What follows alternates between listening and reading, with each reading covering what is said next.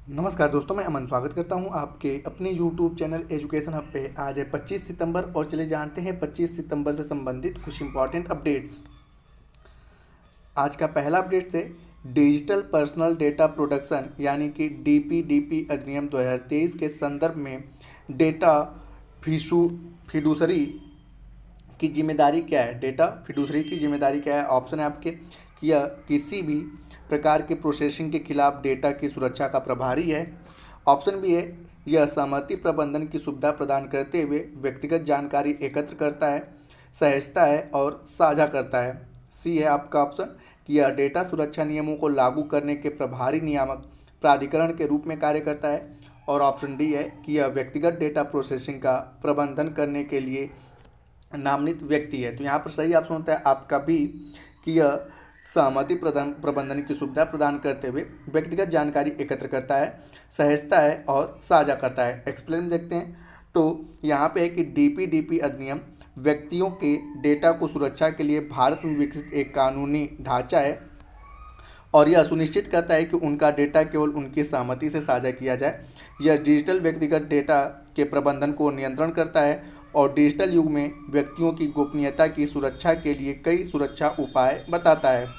2023 का डिजिटल व्यक्तिगत डेटा संरक्षण अधिनियम कई पुनरावृत्तियों और परामर्शों के बाद लोकसभा और राज्यसभा दोनों द्वारा पेश किया गया और बाद में अधिनियमित किया गया।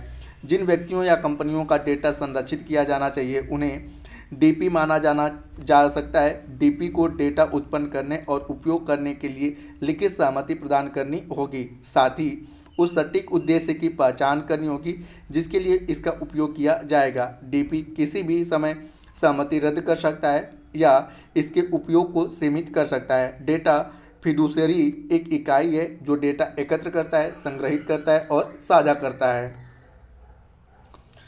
अगला विषय हाल ही में खबरों में देखी गई बायो हैकिंग निम्नलिखित में से किससे संबंधित है? ऑप्शन है डेटा चुराने या संशोधित करने के लिए जैविक प्रणाली में हैकिंग, या जीवित जीवों के गुणों या क्षमताओं में सुधार के लिए किया गया जैविक प्रयोग, या ऑप्शन सी है जीवन के नए रूपों का उत्पादन करने या मौजूदा रूपों को संशोधित करने के लिए जैविक प्रौद्योगिकी का उपयोग करना, या ऑप्शन डी है नुकसान या व्यवधान पैदा करने के लिए जैविक कमजोरी का शोषण करना। तो यहाँ पर आपका सही ऑप्शन होता है सी बी। आपका सही ऑप्शन होता है बी कि जीवित जीवों के गुणों या क्षमताओं में सुधार के लिए किया गया जैविक प्रयोग। एक्सप्लेन देखते हैं तो हाल के वर्षों में बायो हैकिंग की लोकप्रियता बढ़ी है। यह पोषण पूरक उपकरण, प्रत्यारोपण या आनुवांशिक इंजीनियरिंग सहित विभिन्न तरीकों से किसी के शरीर या जीव विज्ञान को बदलने या बढ़ावा देने की प्रक्रिया है। बायो हैकिंग का उपयोग स्वास्थ्य प्रदर्शन, कल्याण या सौंदर्य शास्त्र में सुधार के साथ साथ मानव स्वभाव की सीमाओं और संभावनाओं का पता लगाने के लिए किया जा सकता है। जेनेटिक इंजीनियरिंग बायो हैकिंग का सबसे प्रसिद्ध प्रकार है जिसमें लोग अपनी शारीरिक उपस्थिति या क्षमताओं को बेहतर बनाने के लिए नई तकनीकी का प्रयोग करते हैं। अगला विषय आपका चीन की 1000 प्रतिभा योजना के संबंध में निम्नलिखित में से कौन सा कथन सही है? ऑप्शन है आपके यह चीनी विद्वानों के माध्यम से वैश्विक स्तर पर साम्यवाद के विचार को बढ़ावा देने की चीन की कम्युनिस्ट पार्टी की योजना है। ऑप्शन बी है यह चीन में स्वदेशी उत्पादों को बढ़ावा देने के लिए चीनी सरकार की एक पहल है। ऑप्शन सी है यह चीनी कम्युनिस्ट पार्टी की एक पहल है जिसका उद्देश्य चीन को विज्ञान और प्रौद्योगिकी में अग्रणी बनाने के लिए वैश्विक वैज्ञानिक प्रतिभा को आकर्षित करना है। और ऑप्शन डी है यह क्षेत्रीय प्रतिभा को बढ़ावा देने और क्षेत्र में नवाचार को बढ़ावा देने के लिए आसियान के सहयोग से चीन की अध्यक्षता में एक पहल है। तो यहाँ पर सही ऑप्शन होता है आपका सी, जिसमें लिखा गया है कि यह चीनी कम्युनिस्ट पार्टी की एक पहल है जिसका उद्देश्य चीन को विज्ञान और प्रौद्योगिकी में अग्रणी बनाने के लिए वैश्विक वैज्ञानिक प्रतिभा को आकर्षित करता है। एक्सप्लेन देखते हैं तो चीनी कम्युनिस्ट पार्टी द्वारा शुरू की गई 1000 प्रतिभा योजना का उद्देश्य 2050 तक चीन को विज्ञान और प्रौद्योगिकी में अग्रणी बनाने के वैश्विक वैज्ञानिक प्रतिभा को आकर्षित करना है। इसने गैर पारदर्शी तरीके से विदेशी प्रौद्योगिकी और बौद्धिक संपदा प्राप्त करने के आरोप के कारण चिंताएं बढ़ा दी है। अमेरिकी सीनेट की एक रिपोर्ट में प्रौद्योगिकी चोरी के मामले को हवाला देते हुए इसे अमेरिकी हितों के लिए खतरा बताया गया है। ऑस्ट्रेलियाई और अमेरिकी शिक्षा जगत में कई लोगों पर बिना बताए भाग लेने का संदेह मानवाधिकार संबंधी चिंताएं भी पैदा होती हैं, क्योंकि हासिल की गई प्रौद्योगिकी का उपयोग निगरानी और सिंजियांग में उइगुरों में उत्पीड़न में किया गया है। अगला प्रश्न है, निम्नलिखित में से किस देश ने रक्षा सहयोग में सुधार के लिए K9 वज्र तकनीकी का आदान प्रदान करने की प्रतिबद्धता जताई है? आपके ऑप्शन है रूस और भारत, ऑप्शन बी है दक्षिण कोरिया और भारत, ऑप्शन सी है भारत और जापान, और ऑप्शन डी है भारत और इजराइल। तो यहाँ पर सही ऑप्शन होता है आपका बी, दक्षिण कोरिया और भारत। एक्सप्लेन देखते हैं। तो यहाँ पे दक्षिण कोरिया रक्षा सहयोग में सुधार के लिए भारत के साथ पनडुब्बी और मिसाइल प्रौद्योगिकियों को साझा करने के लिए उत्सुक है।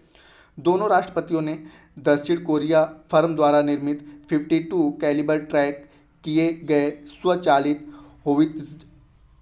होवित्जर K9 वज्र का हवाला देते हुए रक्षा सहयोग को बढ़ावा देने पर सहमति व्यक्त की है। अगले 3 वर्षों में दक्षिण कोरिया भारत को 52 कैलिबर की उच्च मूल्य परियोजनाओं के लिए $4 बिलियन अमेरिकी डॉलर की क्रेडिट लाइन प्रदान करेगा।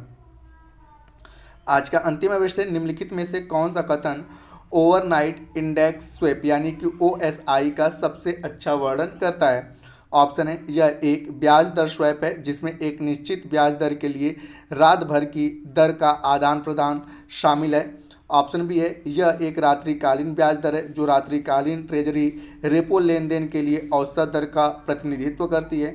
ऑप्शन सी है यह एक बेंचमार्क ब्याज दर है जिसका उपयोग वित्तीय संस्थान अमेरिकी डॉलर मूल्य वाले डेरिवेटिव और ऋण की कीमत निर्धारण करने के लिए करते हैं। और ऑप्शन डी है यह RBI द्वारा निर्धारित लक्ष्य ब्याज दर है जिस पर वाणिज्य बैंक उधार लेते हैं और अपने अतिरिक्त रिजर्व को रातों रात एक दूसरे को उधार देते हैं। तो यहाँ पर सही ऑप्शन होता है आपका ए कि यह एक ब्याज दर स्वैप है जिसमें एक निश्चित ब्याज दर के लिए रात भर की दर का आदान प्रदान शामिल है। एक्सप्लेन देखते हैं।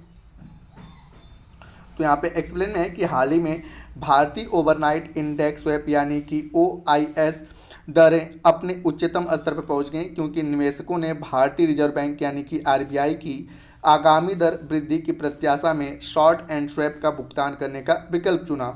ओवरनाइट इंडेक्स स्वैप यानी कि OIS एक ब्याज दर स्वैप है समझौता है जहां एक निश्चित दर को दैनिक ओवरनाइट संदर्भ के पूर्व निर्धारित प्रकाशित सूचकांक के विरुद्ध स्वैप किया जाता है। यह एक हेजिंग अनुबंध को संदर्भित करता है जिसमें एक पार्टी एक निर्दिष्ट तिथि पर काउंटर पार्टी के साथ पूर्व निर्धारित नकदी प्रवाह का आदान प्रदान करती है। ओवरनाइट इंडेक्स स्वैप एक ब्याज दर स्वैप को दर्शाता है जिसमें एक निश्चित ब्याज दर के लिए ओवरनाइट दर का आदान प्रदान शामिल होता है। ओवरनाइट इंडेक्स स्वैप को फ्लोटिंग लेग के अंतर्निहित दर के रूप में फेडरल फंड रेट जैसे ओवरनाइट रेट इंडेक्स का उपयोग किया जाता है, जबकि फिक्स्ड लेग दोनों पक्षों द्वारा सहमत दर पर निर्धारित किया जाता है। तो दोस्तों ये थे आज के करंट अफेयर्स का अपडेट। अब समय पिछले सेशन में पूछे गए क्वेश्चन का आंसर देने का।